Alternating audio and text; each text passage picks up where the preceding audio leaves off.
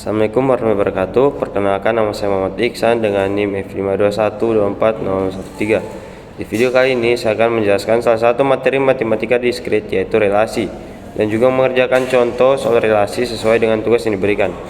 Harapan saya penjelasan ini bisa membantu teman-teman memahami konsep relasi dengan mudah, karena sebenarnya materi ini juga banyak dipakai dalam dunia nyata, terutama dalam bidang teknologi dan sistem informasi. Pertama-tama kita pahami dulu apa itu relasi dalam matematika diskrit. Secara sederhana, relasi adalah sebuah hubungan antara elemen dari satu himpunan dengan elemen himpunan lain. Jadi misalnya kita punya dua himpunan. Yang pertama himpunan mahasiswa, kedua himpunan mata kuliah. Kalau mahasiswa A mengambil mata kuliah basis data, maka itu bentuk relasi. Kita bisa tulis sebagai pasangan terurut. Misalnya A, kemudian koma basis data. Artinya mahasiswa A berhubungan dengan mata kuliah basis data. Intinya relasi itu cara untuk menunjukkan siapa berhubungan dengan siapa, atau dalam konteks komputasi data mana terhubung dengan data apa.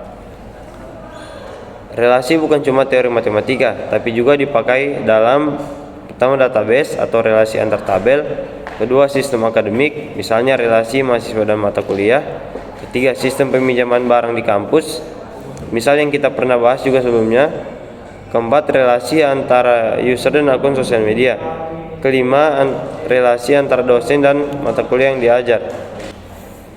Jadi ini bukan cuma teori, tapi fondasi dari sistem informasi dan database relasional seperti MySQL, PostgreSQL, dan lain-lain. Kemudian representasi relasi. Relasi bisa ditampilkan dengan berbagai cara, misalnya daftar pasangan terurut atau ordered pairs. Yang kedua matriks relasi, ketiga diagram panah, kadang dipakai untuk visualisasi. Untuk tugas kita gunakan pasangan terurut dan matriks relasi. Nah, masuk ke soal tugas. Diberikan pertama himpunan mahasiswa. Itu kita ambil mahasiswa sebagai M sama dengan himpunan A, B, C. Kemudian himpunan proyek P sama dengan himpunan P1, P2. Diketahui hubungan atau relasinya. A mengerjakan P1, B mengerjakan P1 dan P2, C tidak mengerjakan proyek apapun. A. Daftar pasangan terurut. Kita tulis relasinya dalam pasangan terurut. R sama dengan himpunan A P1, B P1, B P2. Karena C tidak mengerjakan proyek, maka tidak ada pasangan yang melibatkan C. B. Matriks relasi. Kita buat tabel dengan baris mahasiswa dalam kolom proyek. Keterangannya, 1 artinya ada relasi, 0 artinya tidak ada relasi. C. Mengecek sifat relasi. Sekarang kita cek apakah relasi ini sifat.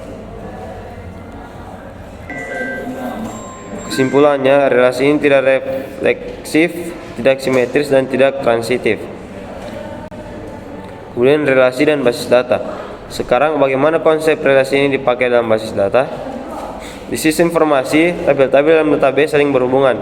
Contoh sederhana, pertama tabel mahasiswa, kedua tabel mata kuliah. Ketika seorang mahasiswa mengambil mata kuliah tertentu, maka ada relasi di antaranya. Biasanya diwakili oleh tabel KRS atau kartu rencana studi di dunia kampus. Relasi ini biasanya many to many, artinya satu mahasiswa bisa mengambil banyak mata kuliah, dan satu mata kuliah bisa diambil banyak mahasiswa. Konsep relasi matematika tadi menjadi dasar dari Relational Database Management System. Jadi relasi ini sangat penting dalam pembuatan sistem informasi, mulai dari sistem kampus, aplikasi pinjam barang, hingga aplikasi modern. Oke, baik teman-teman, jadi hari ini kita sudah belajar pengertian relasi dalam matematika diskrit, contoh relasi mahasiswa dan proyek, bentuk pasangan terurut dan matriks relasi, menentukan sifat relasi, serta hubungan konsep relasi dengan database nyata. Relasi ini mungkin terlihat sederhana, tapi konsep ini sangat penting untuk memahami struktur data dan database yang kita pakai dalam dunia teknologi. Terima kasih sudah menonton video ini. Semoga penjelasan ini mudah dipahami dan membantu kalian semua dalam memahami materi relasi. Sekian dari saya. Wassalamualaikum warahmatullahi wabarakatuh.